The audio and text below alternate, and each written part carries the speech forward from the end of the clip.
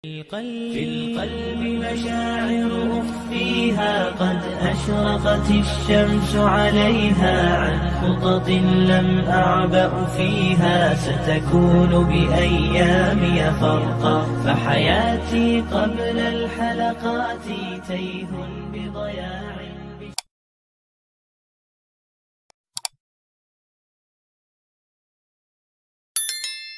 Jamaah yang dimuliakan Allah, tidak henti khatib mengingatkan kita semuanya untuk senantiasa bertakwa kepada Allah Subhanahu wa taala. Bahkan seandainya jika ada nasihat yang membuat manusia bosan, maka kalimat takwa adalah yang membuatnya.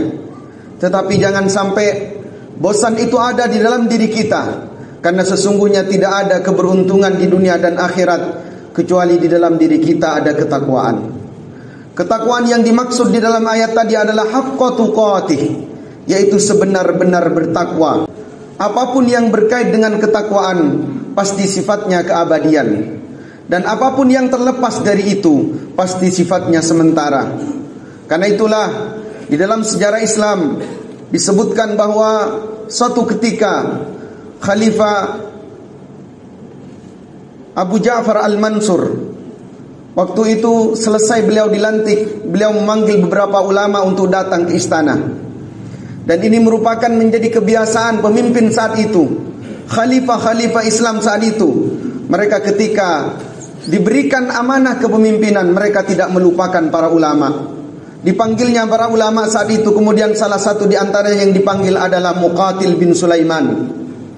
Kemudian Abu Ja'far Al-Mansur mengatakan, "Idzni, wahai Muqatil, berikanlah nasihat kepadaku." Maka kemudian jamaah yang dimuliakan Allah, "A'idzuka bima basartu wa bima sami'tu." Apakah aku akan memberikan nasihat kepadamu wahai khalifah dengan apa yang aku dengar atau dengan apa yang aku lihat? Pertanyaan ini kemudian menguji kecerdasan dari Khalifah Abu Ja'far Al-Mansur.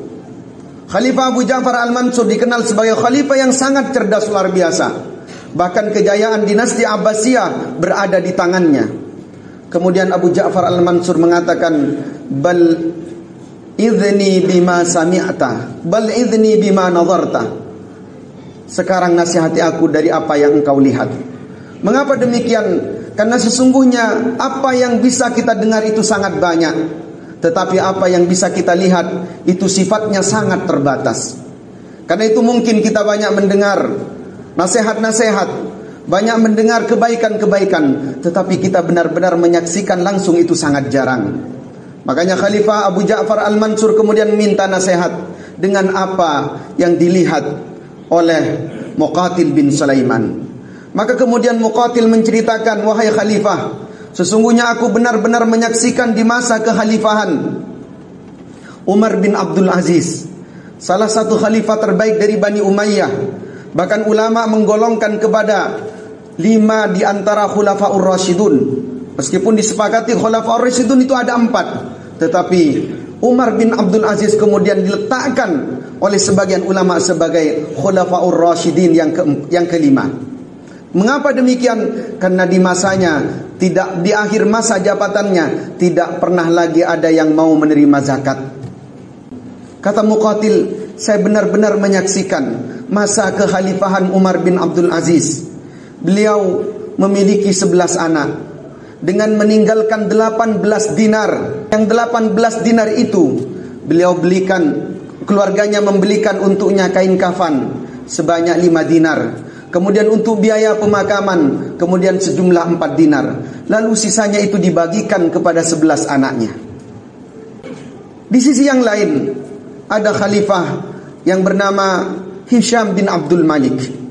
Hisham bin Abdul Malik juga meninggalkan 11 anak. Pada setiap anak, warisan yang ditinggalkan kepada setiap anaknya adalah 1 juta dinar. Kemudian saya bersaksi, wahai khalifah, saya benar-benar menyaksikan bagaimana beberapa tahun setelahnya anak-anak dari Khalifah Umar bin Abdul Aziz kemudian datang ke medan perang. Mereka membawa 1000 unta. Sedangkan saya juga menyaksikan bahwa anak-anak dari Hisham bin Abdul Malik, salah satu di antara mereka menjadi pengemis. ketika ditanyakan kepada Umar bin Abdul Aziz, "Ma tarakta li ahlika?" Apa yang engkau tinggalkan kepada keluargamu? Apa yang engkau ketinggalkan kepada anak-anakmu wahai khalifah? Taraktuhumut taqwa. Saya hanya meninggalkan ketakwaan kepada mereka. Fa in kanu salihin fa innallaha yatawallas salihun. Fa in kanu salihina, jika mereka menjadi orang-orang yang salih, maka sesungguhnya Allah akan menjadi pelindung terhadap orang-orang yang salih. Wa in kanu ala ghaira dalik, tetapi kalau mereka tidak bertakwa, fama kana lahum ma yu'inuhum, maka tidak ada yang bisa membantu mereka. Jamaah yang dimuliakan Allah, itulah keadaan ketakwaan. Ketika diniatkan prosesnya, maka tujuannya kemudian dimuliakan oleh Allah Subhanahu wa taala.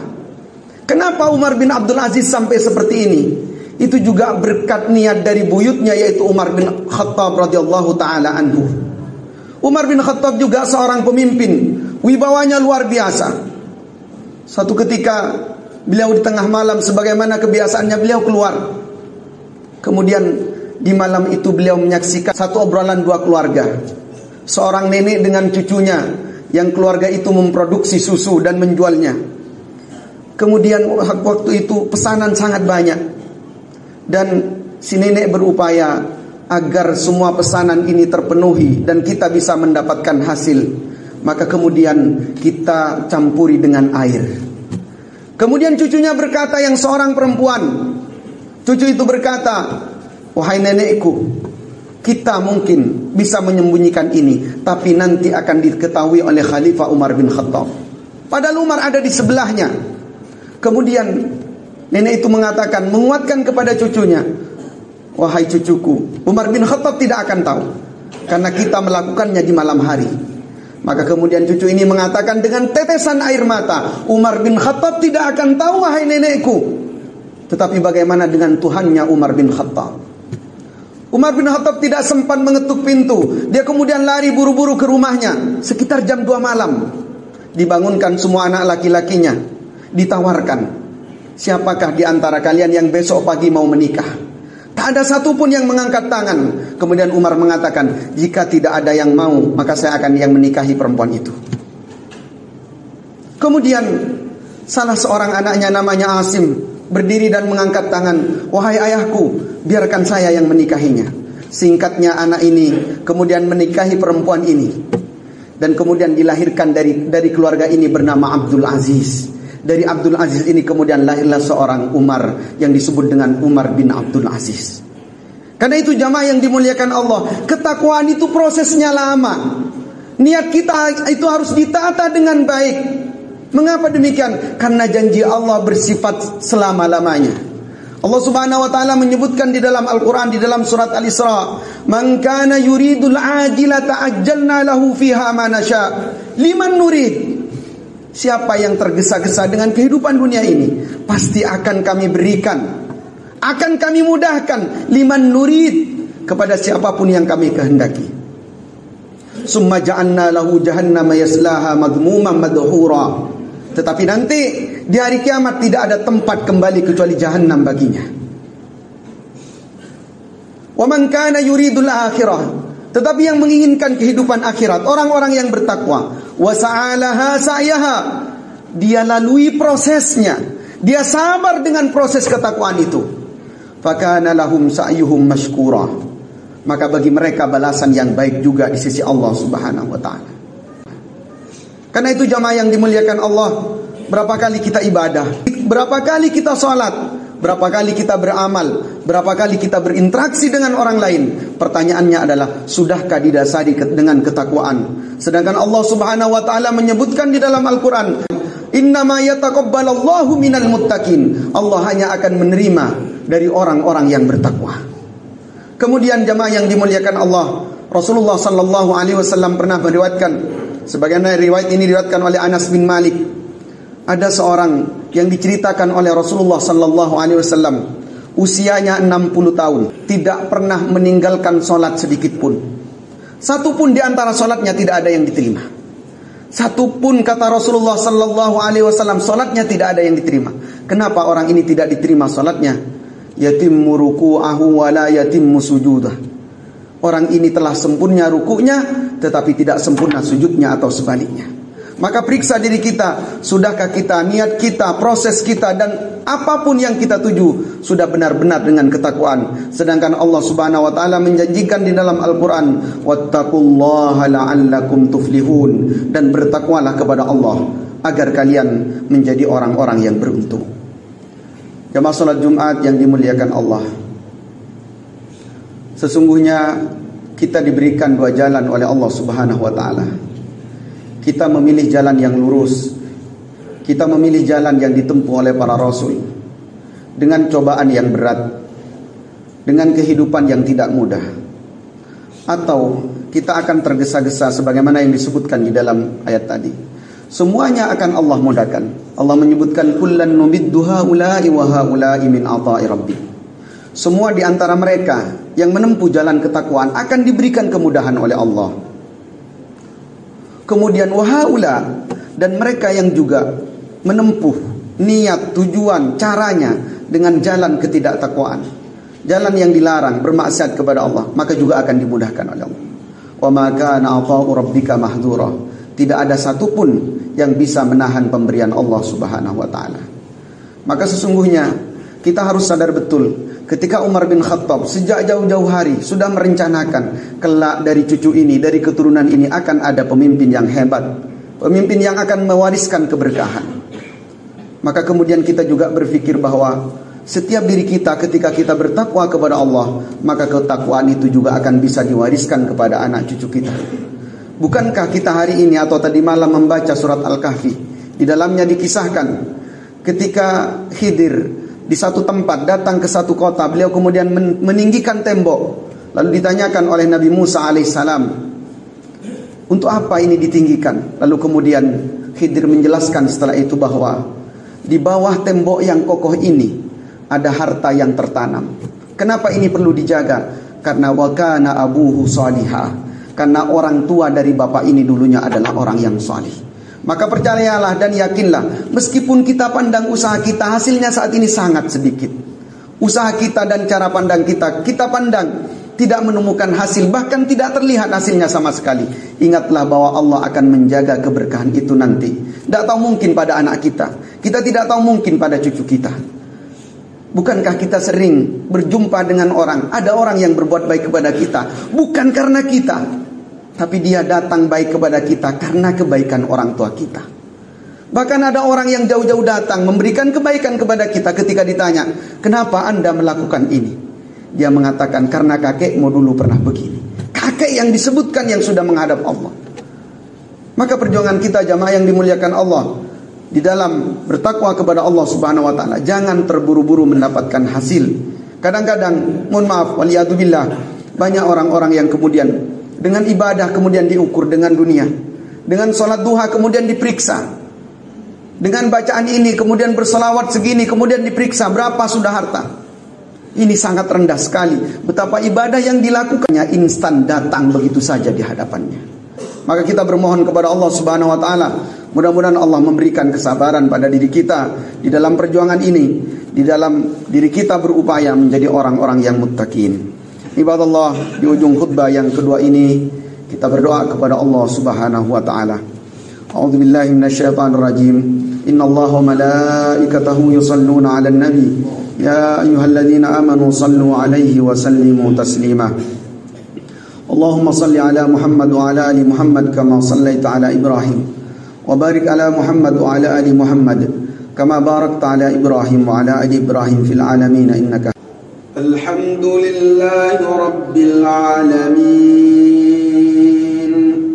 Ar-Rahmanir Rahim, Maliki yaumiddin. Iyyaka na'budu wa iyyaka nasta'in. Ihdinas siratal mustaqim. Siratal ladzina an'amta 'alaihim ghairil maghdubi 'alaihim waladdallin.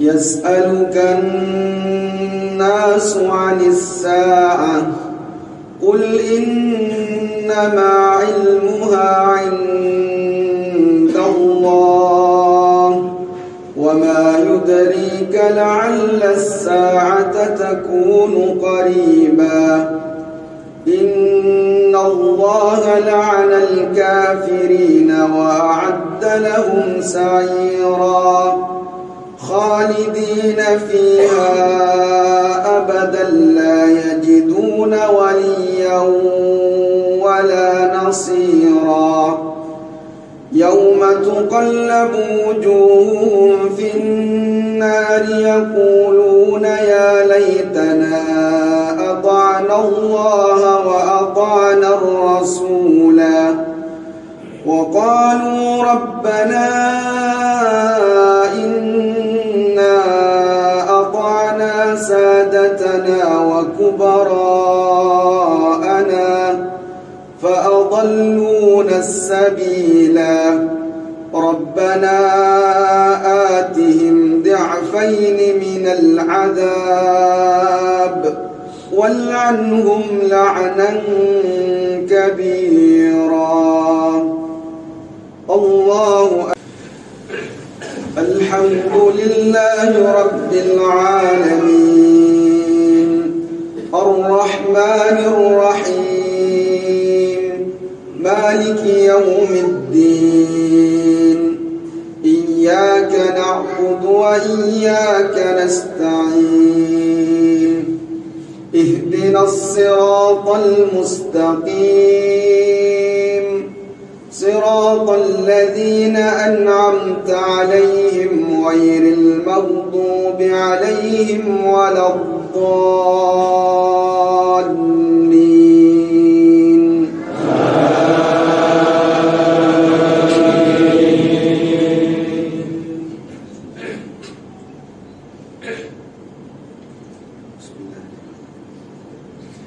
يا أيها الذين آمنوا لا تكونوا كالذين آذوا موسى فبرأه الله مما قالوا وكان عند الله وجيها يا أيها الذين آمنوا اتقوا الله وقولوا قولا سديدا يصلح لكم أعمالكم ويغفر لكم